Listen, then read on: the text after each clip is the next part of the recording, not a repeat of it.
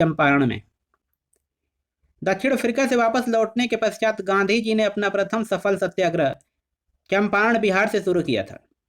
गांधी जी ने अप्रैल 1917 में बिहार में स्थित चंपारण जिले में नील की खेती में काम करने वाले किसानों पर यूरोपीय मालिकों के अत्याचार के विरुद्ध आंदोलन चलाया, जो चंपारण आंदोलन के नाम से मशहूर है।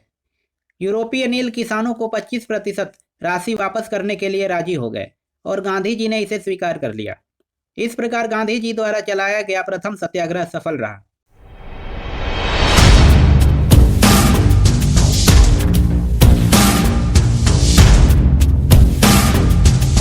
नमस्कार, एग्जाम्स क्वेश्चंस के फ्री वीडियो सीरीज में आपका स्वागत है। इस सीरीज में उत्तर प्रदेश पीसीएस के पिछले 30 वर्षों में पूछे गए प्रश्नों का टॉपिक वाइज एनालिसिस प्रस्तुत किया जाता है। आज के वीडियो में उत्तर प्रदेश पीसीएस द्वारा 2011 के प्रीलिम एग्जाम में पूछे गए मॉडर्न हिस्ट्री ऑफ इंडिया यानी आधुनिक भारत के इतिहास के सभी प्रश्नों का डिटेल्ड एनालिसिस प्रस्तुत किया जाएगा। चलिए शुरू करते हैं। क्वेश्चन नंबर 1, निम्नलिखित शासकों में से किसने विदेशों में आधुनिक रीति पर दूतावास की स्थापना की थी? पहला हैदर अली ने, दूसरा मीर कासिम ने, तीसरा शाह आलम द्वितीय ने, चौथा टीपू सुल्तान ने। जिसका सही जवाब है चौथा टीपू सुल्तान ने। टीपू सुल्तान ने विदेशों में आधुनिक रीति पर दूतावासों की स्थापना की थी। उसने अपनी राजधानी में फ्रांस एवं मैसूर की मित्रता का प्रतीक वृक्ष लगवाया तथा अरब, फ्रांस, अफगानिस्तान, कुस्तुनतुनिया एवं मॉरिशस आदि जगहों पर अपने दूत भेजे। अगला प्रश्न, निम्नलिखित में से वह कौन था जो काकोरी षड्यंत्र कांड में फांसी की सजा से बच गया था? पहला अशफाकुल्ला खां, दूसरा राजेंद्र लहड़ी, तीसरा राम प्रसाद बिस्मिल, चौथा चंद्रशेखर आजाद। जिसका सही जवाब है चौथा चंद्रशेखर आजाद। चंद्रशेखर आजाद काकोरी षड्यंत्र 9 अगस्त 1925 में फांसी की सजा से बच गए थे। काकोरी षड्यंत्र में चंद्रशेखर आजाद भी शामिल थे, परंतु वे फरार हो गए थे, जबकि अशफाकुल्ला खां को फैजाबाद, राम प्रसाद बिस्मिल को गोरखपुर में तथा राजेंद्र लहड़ी को गोंडा में फांसी दी गई थी। अगला प्रश्न, निम्नलिखित में से किसने सभी 3 गोलमेज सम्मेलनों में भाग लिया था? पहला जवाहरलाल नेहरू ने, दूसरा BR अम्बेडकर ने, तीसरा वल्लभ भाई पटेल ने, चौथा राजेंद्र प्रसाद ने। जिसका सही जवाब है दूसरा BR अम्बेडकर ने। डॉक्टर BR अम्बेडकर ने तीनों गोलमेज सम्मेलनों में भाग लिया। प्रथम गोलमेज सम्मेलन का आयोजन 12 नवंबर 1930 से 13 जनवरी 1931 तक लंदन में आयोजित की गई।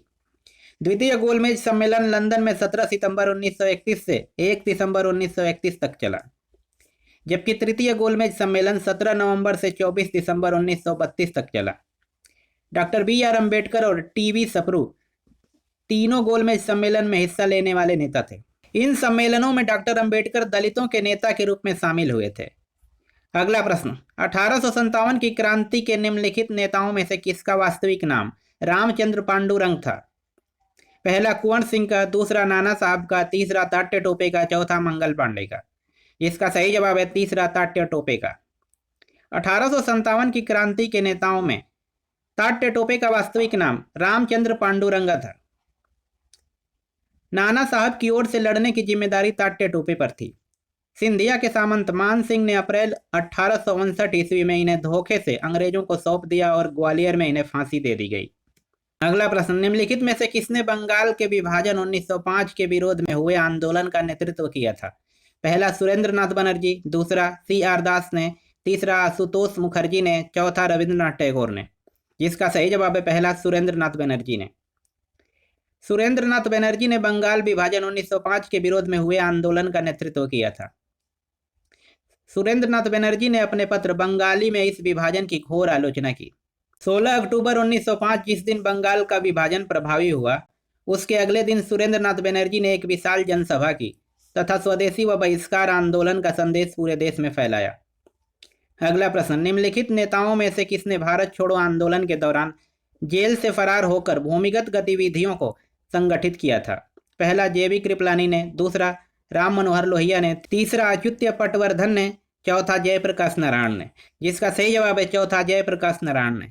जयप्रकाश नारायण ने भारत छोड़ो आंदोलन के दौरान जेल से फरार होकर भूमिगत गतिविधियों को संगठित किया। जिस समय भारत छोड़ो आंदोलन शुरू हुआ, जयप्रकाश नारायण हजारीबाग जेल में बंद थे, लेकिन आंदोलन में भाग लेने के लिए नवंबर 1942 को वे जेल की दीवार फांद कर भाग निकले। अगला प्रश्न, निम्नलिखित को काल क्रमानुसार व्यवस्थित कीजिए एवं नीचे दिए गए कूट से सही उत्तर चुनिए। पहला अगस्त प्रस्ताव, दूसरा मंत्रिमंडल मिशन की योजना, तीसरा क्रिप्स मिशन की योजना, चौथा वेबल्स की योजना। जिसका सही कालक्रम इस प्रकार है। अगस्त प्रस्ताव 8 अगस्त 1940, क्रिप्स मिशन योजना मार्च 1942, वेबल योजना 14 जून 1945, कैबिनेट मिशन योजना 24 मार्च 1946। अगला प्रश्न, दक्षिण अफ्रीका से वापस लौटने के पश्चात गांधी जी ने अपना प्रथम सफल सत्याग्रह कहां शुरू किया था? पहला चंपारण में, दूसरा चौरी चौरा में, तीसरा बारदौली में, चौथा दांडी में। जिसका सही जवाब है पहला चंपारण में। दक्षिण अफ्रीका से वापस लौटने के पश्चात गांधी जी ने अपना प्रथम सफल सत्याग्रह चंपारण बिहार से शुरू किया था। गांधी जी ने अप्रैल 1917 में बिहार में स्थित चंपारण जिले में नील की खेती में काम करने वाले किसानों पर यूरोपीय मालिकों के अत्याचार के विरुद्ध आंदोलन चलाया, जो चंपारण आंदोलन के नाम से मशहूर है। यूरोपीय नील किसानों को 25% राशि वापस करने के लिए राजी हो गए और गांधी जी ने इसे स्वीकार कर लिया। इस प्रकार गांधी जी द्वारा चलाया गया प्रथम सत्याग्रह सफल रहा। अगला प्रश्न, भारतीय राष्ट्रीय कांग्रेस का एकमात्र अधिवेशन जिसे महात्मा गांधी द्वारा संबोधित किया गया था वह कहां संपन्न हुआ था? पहला अमरावती में, दूसरा बेलगाम में, तीसरा कराची में, चौथा नागपुर में। इसका सही जवाब है दूसरा बेलगाम में। भारतीय राष्ट्रीय कांग्रेस का एकमात्र अधिवेशन जिसे महात्मा गांधी द्वारा संबोधित किया गया था वह बेलगांव में संपन्न हुआ था। बेलगांव सम्मेलन कांग्रेस का 39वां सम्मेलन था जो 26 से 27 दिसंबर 1924 को हुआ था। इस सम्मेलन की अध्यक्षता गांधी जी ने की थी। इसी समय कांग्रेस और मुस्लिम लीग दोनों अलग हो गए। अगला प्रश्न, निम्नलिखित में से किसने 1920 के नागपुर के भारतीय राष्ट्रीय कांग्रेस के अधिवेशन में असहयोग के प्रस्ताव को प्रस्तावित किया था? पहला CR दास ने, दूसरा एनी बेसेंट ने, तीसरा BC पाल ने, चौथा मदन मोहन मालवीय ने। जिसका सही जवाब है CR दास ने। CR दास 1920 के नागपुर के भारतीय राष्ट्रीय कांग्रेस के अधिवेशन में असहयोग के प्रस्ताव को प्रस्तावित किया था। नागपुर अधिवेशन कांग्रेस का 35वां अधिवेशन था जिसकी अध्यक्षता वी राघवाचारी ने किया था। कांग्रेस के नागपुर अधिवेशन में ही प्रथम बार भाषा के आधार पर प्रांतों के गठन का प्रस्ताव पारित किया गया था। अगला प्रश्न, निम्नलिखित में से कौन सा एक युग्म सुमेलित है? पहला Durgadas the life of Mahatma Gandhi, दूसरा Louis Fischer India from Curzon to Nehru and after, तीसरा Frank Moraes Jawaharlal Nehru a biography, चौथा मौलाना अबुल कलाम आजाद इंडिया डिवाइडेड। जिसका सही जवाब है तीसरा Frank Moraes Jawaharlal Nehru a biography. शेष तीनों विकल्पों का सही सुमेलन इस प्रकार है। पहला the life of Mahatma Gandhi Louis Fischer द्वारा, India from Curzon to Nehru and after Durgadas द्वारा, India divided doctor Rajendra Prasad द्वारा।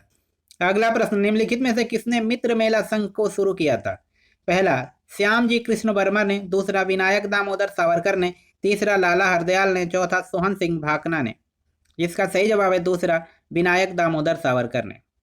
विनायक दामोदर सावरकर ने 1904 ईस्वी में नासिक महाराष्ट्र में मित्र मेला संघ की स्थापना की थी। गणपति उत्सव मनाने के सिलसिले में ही इसकी स्थापना की गई थी। अंततः मित्र मेला 1904 में ही एक गुप्त सभा अभिनव भारत में परिवर्तित हो गई। अगला प्रश्न, मैं एक समाजवादी और गणतंत्रवादी हूँ और मुझे राजाओं और राजकुमारों में विश्वास नहीं है। यह कथन किस व्यक्ति से संबंधित है? पहला नरेंद्र देव से, दूसरा अच्युत पटवर्धन से, तीसरा जयप्रकाश नारायण से, चौथा जवाहरलाल नेहरू से। जिसका सही जवाब है चौथा जवाहरलाल नेहरू से।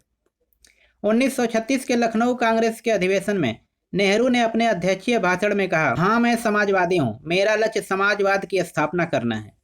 अगला प्रश्न, निम्नलिखित में से किसने स्वदेशी आंदोलन का नेतृत्व दिल्ली में किया था? पहला बाल गंगाधर तिलक ने, दूसरा अजीत सिंह ने, तीसरा लाजपत राय ने, चौथा सैयद हैदर रजा ने। जिसका सही जवाब है चौथा सैयद हैदर रजा ने। सैयद हैदर रजा ने दिल्ली में स्वदेशी आंदोलन 1905 का नेतृत्व किया। तिलक ने महाराष्ट्र में, अजीत सिंह व लाला लाजपत राय ने पंजाब व उत्तर प्रदेश के क्षेत्रों में इस आंदोलन को पहुंचाया। चिदम्बरम पिल्लई, सुब्रमण्यम अय्यर, आनंद चर्लू और TM नायर जैसे नेताओं ने मद्रास प्रेसिडेंसी में इसका नेतृत्व किया। इसी क्वेश्चन के साथ इस साल पूछे गए प्रश्न समाप्त हुए। ऐसे ही और वीडियो के लिए एग्जाम्स क्वेश्चंस को सब्सक्राइब करना ना भूलें। धन्यवाद।